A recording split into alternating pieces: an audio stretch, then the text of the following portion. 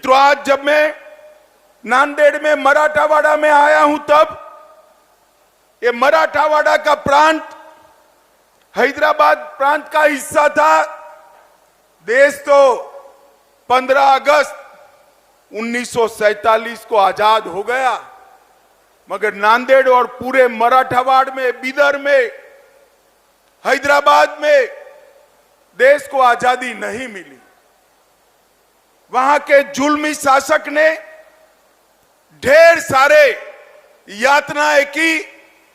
स्वामी रामानंद तीर्थ के नेतृत्व में इसके खिलाफ आंदोलन हुआ और भारत के लौह पुरुष सरदार वल्लभ भाई पटेल ने पुलिस एक्शन लेकर 17 सितंबर 48 को हमारे इस मराठावाड़ को आजाद करने का काम किया था। आज मैं सरदार पटेल जी को भी प्रणाम कर कर मेरी बात की शुरुआत करना चाहता हूं। भैया आप लोग प्लीज बैठ जाइए ना नीचे, मैं यहीं रहकर बोलने वाला हूं। प्लीज थोड़ा कम जगह हो तो भी बैठ जाइए। वो लाल शर्ट वाले भाई जरा प्लीज बैठ जाइए। मित्रों, आज भारतीय जनता पार्टी की सरकार, एनडीए की सरकार और मोदी जी के नेतृत्व वाली सरकार के 9 साल पूरे हुए हैं। मैं भारतीय जनता पार्टी की ओर से नांदेड़ और समग्र महाराष्ट्र की जनता का धन्यवाद करने आया हूं। बहुत बहुत धन्यवाद महाराष्ट्र की जनता ने, क्योंकि 14 और 19 दोनों चुनाव में महाराष्ट्र की जनता ने मन खोलकर मोदी जी को वोट देने का काम किया। मन खोलकर यहां से खासदार भेजे और इसी का परिणाम था कि मोदी जी 2/3 बहुमत के साथ, पूर्ण बहुमत के साथ सरकार बनाए और 9 साल तक देश पर विकास क्या होता है इसका परिचय कराया। मोदी जी के 9 साल, ये 9 वर्ष भारत गौरव के 9 वर्ष। मोदी जी के 9 वर्ष भारत के विकास के, उत्कर्ष के 9 वर्ष। मोदी जी के 9 वर्ष गरीब कल्याण के 9 वर्ष। मोदी जी के 9 वर्ष भारत को सुरक्षित करने के 9 वर्ष है। और मित्रों, 10 साल के सोनिया मनमोहन के शासन के बाद जब मोदी सरकार आई, तब सभी क्षेत्रों में आमूलचूल परिवर्तन किया। मैं आज महाराष्ट्र की जनता को याद कराने आया हूं। याद करिए सोनिया मनमोहन सरकार, जिसमें शरद पवार साहब भी थे। ये 10 साल सबसे भ्रष्ट सरकार चली। 12 लाख करोड़ के घपले, घोटाले, भ्रष्टाचार करने वाली सरकार यूपीए की सरकार थी। और 9 साल तक प्रधानमंत्री नरेंद्र मोदी बने, एनडीए की सरकार चली। 9 साल में हमारे विरोधी भी हम पर भ्रष्टाचार का एक भी आरोप नहीं लगा सकते। हमने पारदर्शी सरकार देने का काम किया है। 9 साल के अंदर मोदी जी ने देश को सुरक्षित किया। अगले 10 साल याद करिए, आए दिन पाकिस्तान से आलिया, मालिया, जमालिया घुस जाते थे, देश में बम धमाके करते थे, आतंकवादी घटनाएं करते थे और हमारे जवानों के सर काट कर ले जाते थे, मगर मनमोहन सिंह के मुंह से दिल्ली में ऊफ नहीं निकलता। मोदी जी आए, उरी और पुलवामा किया। 10 ही दिन में सर्जिकल स्ट्राइक और एयर स्ट्राइक कर कर पाकिस्तान के घर में घुसकर आतंकवादियों का सफाया करने का काम नरेंद्र मोदी जी ने किया। ये 10 साल जो थे, भारत में गरीबी बढ़ाने वाले 10 साल रहे। नरेंद्र मोदी जी के 9 साल के अंदर अभी अभी देवेंद्र जी ने बताया, ढेर सारे गरीब कल्याण के काम।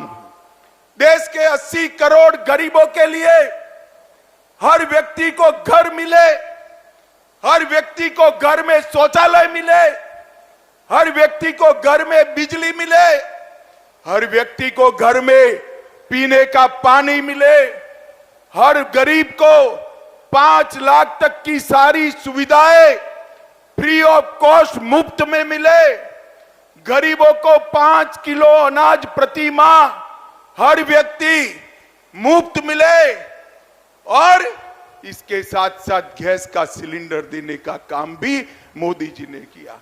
मैं पूछना चाहता हूं राहुल बाबा, आपने 4 पीढ़ी तक शासन किया, 4 पीढ़ी तक जवाहरलाल नेहरू जी, इंदिरा जी, राजीव गांधी और सोनिया मनमोहन की सरकार, अगर 4 पीढ़ी में आप शौचालय नहीं पहुंचा पाए, घर नहीं दे पाए, गैस नहीं दे पाए, मुफ्त अनाज नहीं दे पाए, तो आपने गरीबों के लिए क्या किया? सच अर्थ में आजादी के बाद गरीबों के कल्याण का काम केवल और केवल देश के नेता और हमारे प्रिय प्रधानमंत्री नरेंद्र मोदी जी ने किया, नरेंद्र मोदी जी ने किया। हर क्षेत्र के अंदर मोदी जी ने देश को आगे बढ़ाया है। देवेंद्र जी ने ढेर सारी बात करी है। मोदी जी ने 11 करोड़ किसानों को 6,000 रुपया प्रति साल दिया। देवेंद्र जी ने और एकनाथ शिंदे ने उसमें 6,000 रुपया और जोड़ा, और देवेंद्र जी ने यहां पर जलयुक्त शिवार योजना को भी चालू करने का काम किया। भाइयों बहनों, आज मैं आपको पूछने आया हूं, इतने सालों तक कांग्रेस की सरकार थी। हमारे संविधान निर्माताओं ने एक धारा 370 में एक प्रोविजन जोड़ा था कि ये टेम्पररी है, मगर इसको हटाने की किसी की हिम्मत नहीं थी। मुझे नांदेड़ वाले बताए, धारा 370 हटनी चाहिए या नहीं हटनी चाहिए? जोर से बोले, हटनी चाहिए या नहीं हटनी चाहिए? एक कांग्रेस, एनसीपी, सपा, बसपा, ममता, कोई हटाना नहीं चाहता था, वोट बैंक की लालच करते थे। नरेंद्र मोदी दूसरी बार प्रधानमंत्री बने। मोदी जी ने 5 अगस्त को कलम के एक झटके से धारा 370 को समाप्त कर कश्मीर को हमेशा के लिए भारत का हिस्सा बना दिया। और ये राहुल बाबा, शरद पवार, सभी लोग विरोध कर रहे थे, कहते थे आसाम में, कश्मीर में खून की नदियां बह जाएगी। राहुल बाबा, खून की नदी छोड़ो, किसी की कंकर चलाने की भी हिम्मत नहीं हुई है, कंकर चलाने की। ये नरेंद्र मोदी सरकार है। माताओं, भाइयों, बहनों, मुझे बताओ, अयोध्या में प्रभु श्री राम का मंदिर बनना चाहिए या नहीं बनना चाहिए? अरे जोर से बोलो, बनना चाहिए या नहीं बनना चाहिए? काशी विश्वनाथ कॉरिडोर बनना चाहिए या नहीं बनना चाहिए? सोमनाथ का मंदिर फिर से सोने का बनना चाहिए या नहीं बनना चाहिए? कांग्रेस के शासन में कुछ नहीं होता था। नरेंद्र मोदी जी ने बाबर ने तोड़ा हुआ वो राम मंदिर फिर से पुनः प्रस्तापित किया। ये राहुल बाबा, मैं भाजपा का अध्यक्ष था, मुझे ताने लगाते थे कि भाजपा वाले कहते हैं मंदिर बनाएंगे मगर तिथि नहीं बताते हैं। मैं आज नांदेड़ वालों को बताना चाहता हूं, नांदेड़ वालों, 2024 में वही अयोध्या की वही भूमि पर भव्य गगनचुंबी राम मंदिर बनकर तैयार हो जाए। नरेंद्र मोदी जी ने देश की संस्कृति और देश के इतिहास का सम्मान करने का काम किया है। नरेंद्र मोदी जी ने दुनिया में देश को गौरव दिलाने का काम किया है।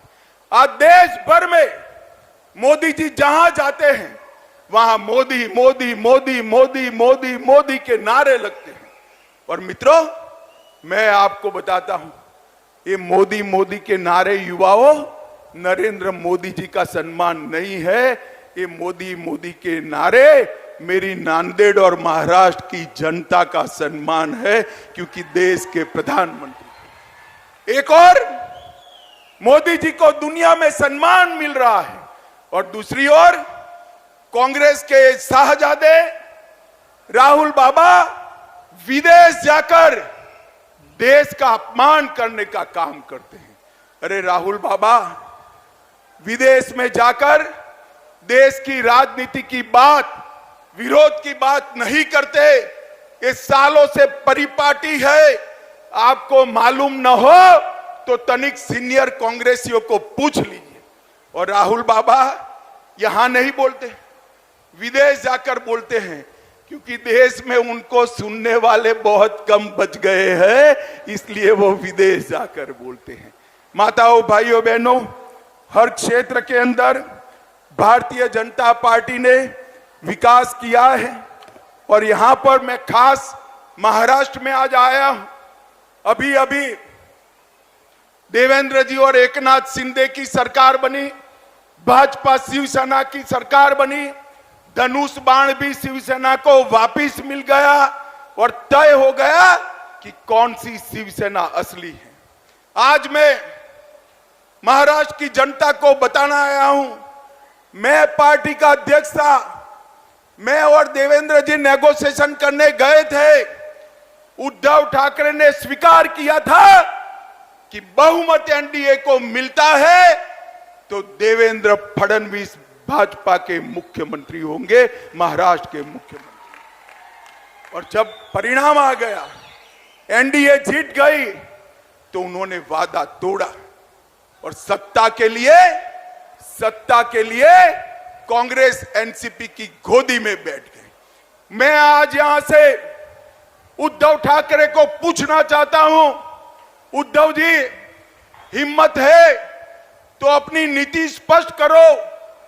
ट्रिपल तलाक हटाया, उससे आप सहमत हो या नहीं हो? मैं नांदेड़ वालों को पूछना चाहता हूं, ट्रिपल तलाक हटाया, इससे आप सहमत है या नहीं है? उद्धव जी आप नीति स्पष्ट करो। राम मंदिर बन रहा है, उससे आप सहमत हो या नहीं हो? मैं पूछना चाहता हूं नांदेड़ वालों को, राम जन्मभूमि पर मंदिर बनना चाहिए या नहीं बनना चाहिए? मैं उद्धव जी को पूछना चाहता हूं, भाजपा की कई सरकारें कॉमन सिविल कोड लाने की बात कर रही है। आप अपनी नीति स्पष्ट करो कि आप कॉमन सिविल कोड चाहते हो या नहीं चाहते हो। मैं नांदेड़ वाले को पूछना चाहता हूं, कॉमन सिविल कोड लाना चाहिए या नहीं लाना चाहिए? जोर से बोलिए, लाना चाहिए या नहीं लाना चाहिए? मैं उद्धव जी को पूछना चाहता हूं कि भारतीय जनता पार्टी मुस्लिम आरक्षण नहीं होना चाहिए, ये हमारी मान्यता है। मुस्लिम आरक्षण संविधान सहमत नहीं है, धर्म के आधार पर आरक्षण नहीं हो सकता है। उद्धव ठाकरे महाराष्ट्र की जनता को बताए कि मुस्लिम आरक्षण होना चाहिए या नहीं होना चाहिए। मैं नांदेड़ वालों को पूछना चाहता हूं, मुस्लिम आरक्षण जाना चाहिए या नहीं जाना चाहिए? जोर से बोलो, जाना चाहिए या नहीं जाना चाहिए? मैं उद्धव ठाकरे को पूछना चाहता हूं, कर्नाटक में जिनके आप साथी हो, उनकी सरकार बनी, वो वीर सावरकर को इतिहास से के पुस्तक से मिटाना चाहती है। क्या आप सहमत हो? मैं नांदेड़ की जनता को पूछना था, वीर सावरकर का सम्मान, ये महान देशभक्त आदि बलिदानी आदमी का सम्मान, वीर सावरकर जैसे स्वतंत्र सेनानी का सम्मान होना चाहिए या नहीं होना चाहिए? जोर से बोलिए, होना चाहिए या नहीं होना चाहिए? उद्धव जी आप दो नाव में पैर नहीं रख सकते हो। महाराष्ट्र की जनता के सामने मैंने जितनी बातें करी है, इसका जवाब स्पष्ट कर दीजिए। आपकी पोल महाराष्ट्र की जनता के सामने खुल जाएगी। माताओं, भाइयों, बहनों, उद्धव जी कहते हैं कि हमने इनकी सरकार तोड़ी, हमने नहीं तोड़ी है। उद्धव जी, शिव सैनिक आपकी शिवसेना की नीति विरोधी बातों से तंग आकर शरद पवार जी की पार्टी से रहने के लिए तैयार नहीं था। उन लोगों ने आपकी पार्टी छोड़ी और आपकी सरकार टूटी। दगा करने का काम, धोखा देने का काम उद्धव ठाकरे ने किया था। मोदी जी के नेतृत्व में, देवेंद्र फडणवीस के नेतृत्व में चुनाव लड़े और मुख्यमंत्री बनने के लिए वो कांग्रेस की गोदी में जाकर बैठ गए थे। माताओं, भाइयों, बहनों, ये 24 का जो चुनाव आना है, ये चुनाव जो आएगा, इसमें आपने फैसला करना है किस देश का प्रधानमंत्री कौन बने, मोदी जी बने या राहुल गांधी बने। जोर से बोले कौन बने, और जोर से बोलो कौन बने, और जोर से बोलो कौन बने। उद्धव जी, आवाज सुनाई पड़ती है तो सुन लीजिए। आप वहां रहकर औरंगाबाद का नाम बदलने का समर्थन नहीं कर सकते, उस्मानाबाद का नाम बदलने का समर्थन नहीं कर सकते, और अहमदनगर का नाम बदलने का भी समर्थन नहीं कर सकते हो। आपने महाराष्ट्र की जनता के सामने आपका स्टैंड स्पष्ट कर देना चाहिए। माताओं, भाइयों, बहनों, मोदी जी ने शिक्षा के क्षेत्र में 7 नए ITI खोले, 7 नए IIM खोले, 15 नए एम्स खोले और 390 यूनिवर्सिटी और 700 मेडिकल कॉलेज खोलने का काम भारतीय जनता पार्टी की नरेंद्र मोदी सरकार ने। एक और 65 साल का काम और एक और मोदी जी के 9 साल का काम। पिछले 9 वर्षों में नेशनल हाईवे में 54,000 किलोमीटर जोड़ने का काम मोदी जी ने किया था। मनमोहन सिंह जी 5 शहरों में मेट्रो छोड़कर गए थे, आज 20 शहरों में हो गई। 17 नई वंदे भारत ट्रेन शुरू हो चुकी है। यहां नांदेड़ साहब है, प्रताप राव ने कहा है वंदे भारत शुरू करना, मैं जाकर जरूर रेल मंत्री से बात करूंगा। 74 नए हवाई अड्डे खोलने का काम मोदी जी ने किया है। 11 करोड़ किसानों को किसान सम्मान निधि, जल जीवन मिशन 1.5 करोड़ घरों में पहुंच चुका है। लगभग 60 करोड़ लोगों को आयुष्मान भारत योजना, लगभग 11 करोड़ शौचालय, 60 करोड़ लोगों को मुफ्त अन्न और देश में 13 करोड़ लोगों को नए गैस के सिलेंडर देने का काम भारतीय जनता पार्टी की सरकार ने किया है। माताओं, भाइयों, बहनों, स्टार्टअप की बात हो, अंतरिक्ष के लिए नई नीति बनाने की बात हो, व्यापार बढ़ाना हो, दुनिया में से उद्योग यहां लाना हो, नौकरियों के मौके बढ़ाने हो, हर क्षेत्र में मोदी जी ने जो कांग्रेस 4 पीढ़ी में नहीं कर पाई वो नरेंद्र मोदी जी ने किया है। और सबसे बड़ा काम किया है मोदी जी ने, हमारे भारत को दुनिया में सम्मान दिलाने का काम किया है। सम्मान, दुनिया भर के राष्ट्राध्यक्ष कोई मोदी को बॉस कहता है, कोई पैर छूता है, कोई ऑटोग्राफ मांगता है, कोई उनका समय मांगता है। ये सम्मान भारत को मोदी जी ने दिलाया है। भारत का परचम समग्र दुनिया में लहराने का काम नरेंद्र मोदी जी ने किया है। और अंत में मैं एक बात कहना चाहता हूं, भाइयों बहनों, बताओ, ये हजारों की संख्या में बैठे हुए लोग, 50,000 से ज्यादा जनमेदनी है, मुझे बताओ, सबका कोविड का टीका, कोविड का वैक्सीन का दोनों डोज हो गया है या नहीं हो गया है? हाथ ऊपर करिए, हो गया है या नहीं हो गया है? एक पैसा देना पड़ा है क्या? एक पैसा देना पड़ा है। मोदी जी ने कॉफी पिलाकर सबको वैक्सीन दे दिया और दूसरी ओर उद्धव जी ऑफिस भी नहीं जाते थे और राहुल बाबा कहते थे तो मोदी वैक्सीन है मत लो। जब देखा कि सब लेने लगे तो रात के अंधेरे में जाकर खुद उन्होंने टीका लगा दिया। मोदी जी ने 230 करोड़ वैक्सीन के डोज देकर भारत की जनता को कोविड से सुरक्षित करने का काम देश के प्रधानमंत्री नरेंद्र मोदी जी ने किया है। भाइयों बहनों, मुझे बताओ, 24 के चुनाव को 1 साल बचा है। आप क्या चाहते हैं? मोदी जी की सरकार फिर से चाहते हैं क्या? अरे जोर से बोलो, चाहते हैं क्या? नांदेड़ से कमल खिलाकर मोदी जी के पास भेजेंगे क्या? महाराष्ट्र में 45 से ज्यादा सीटें जीतेंगे क्या? नरेंद्र मोदी जी को फिर से प्रधानमंत्री बनाएंगे क्या? तो मेरे साथ दोनों हाथ उठाइए, उठाइए दोनों हाथ और बोलिए जय जय जय जय जय शिवाजी,